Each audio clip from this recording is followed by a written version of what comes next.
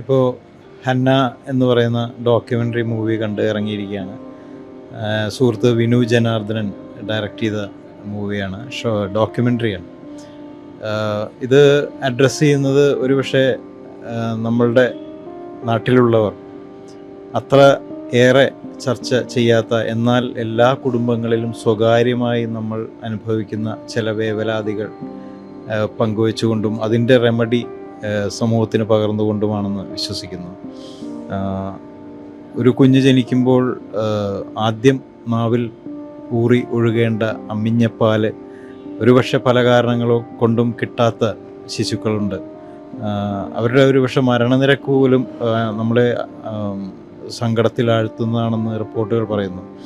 അപ്പോൾ അങ്ങനെ കിട്ടാത്തവർക്ക് പാല് എങ്ങനെ കിട്ടാം എന്നുള്ളതിന് ഉള്ളൊരു സൊല്യൂഷൻ എന്നുള്ള രീതിയിലാണ് ഈ ഡോക്യുമെൻ്ററി മുന്നോട്ട് വയ്ക്കുന്നത്. അതിൻ്റെ സാമൂഹിക പരമായിട്ടുള്ള ടാബുകളുണ്ട്, പ്രതിസന്ധികളുണ്ട്, ശാസ്ത്രീയമായ പ്രതിസന്ധികളുണ്ട്.